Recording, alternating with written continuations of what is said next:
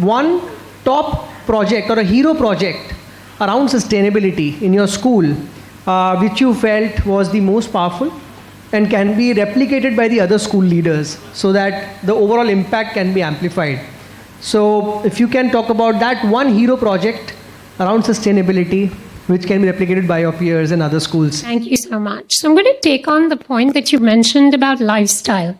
So when we looked at the SDGs, we, especially at Finland International School Racecourse, we recognized that there were 17 very overwhelming goals that we had to achieve.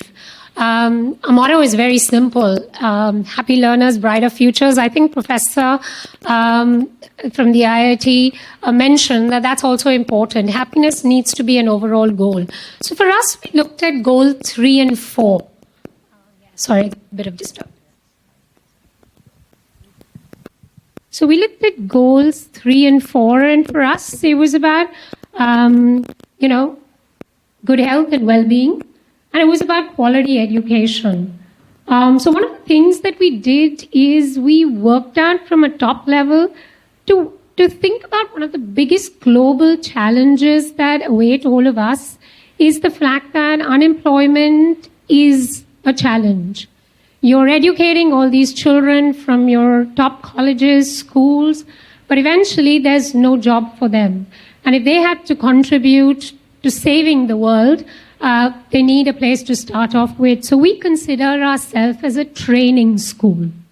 We're giving opportunities to young interns, employment in academic and non-academic roles where they come and they champion a lot of the the causes that we have.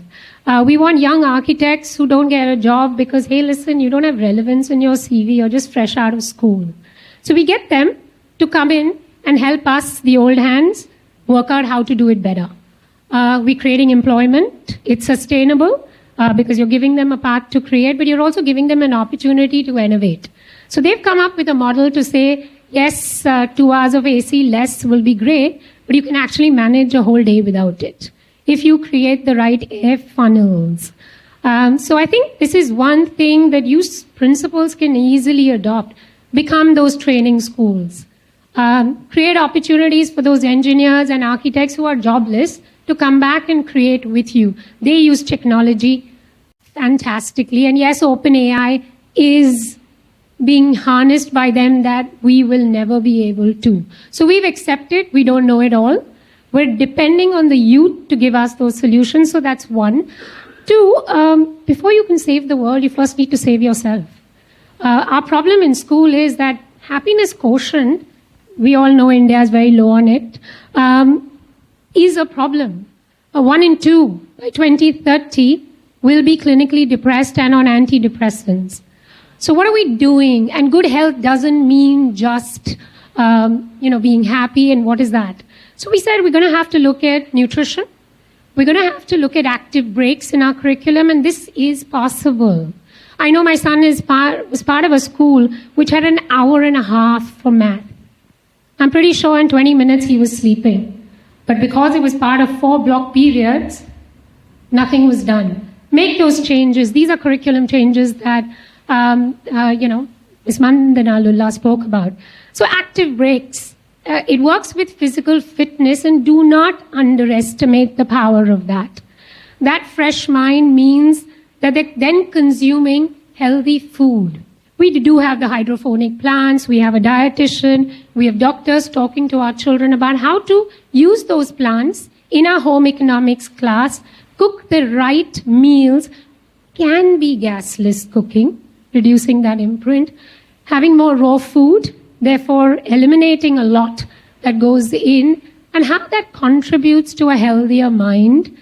Sport, physical fitness, healthy eating through home economics really gets them into that space of then wanting to contribute. So the lifestyle change is as important as paper reduction in our mind.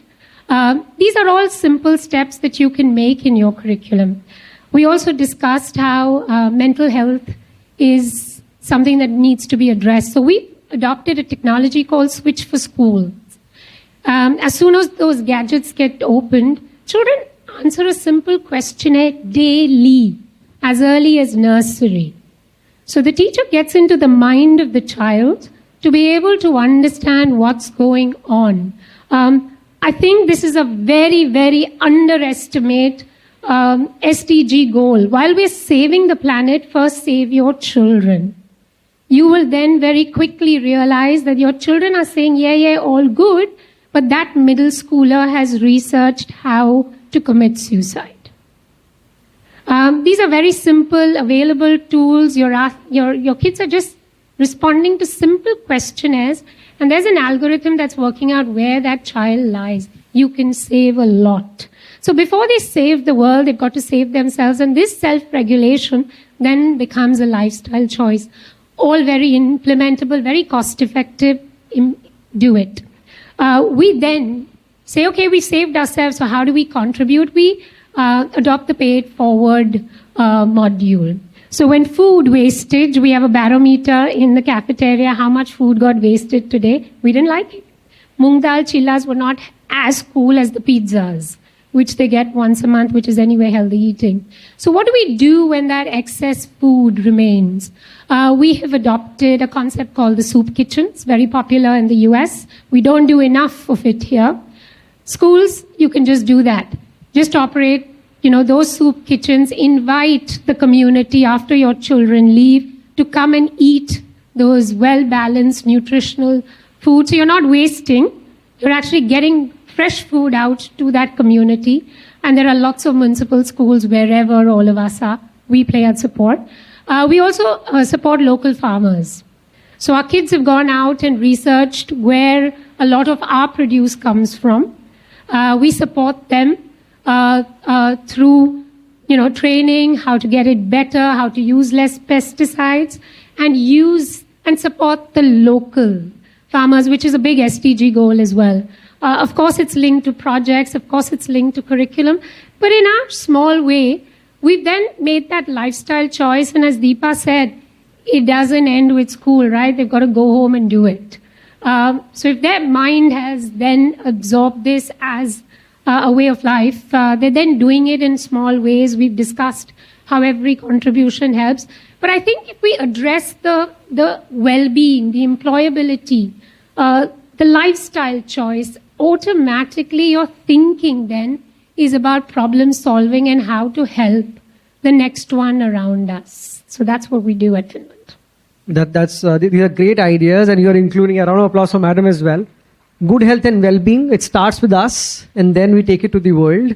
Very powerful thoughts, and that brings... Sorry, Pratik, I'm actually also going to talk about the fact that in India, 1 in 5 will be obese by 2030. That's a staggering number for 1.46 billion people in this country. Yep. Please use this as the SDG goal. While we're saving the earth, I think we're also going to have to save the race that's supposed to save the earth as well. So we need to think about this very, very seriously. Absolutely. And therefore, I'm a sportsman's wife. Please give me that. We'll talk about how sport and physical fitness needs to be a priority. Absolutely. A very important point. And like they say in Hindi, Pehla Sukh Nirogi Kaya.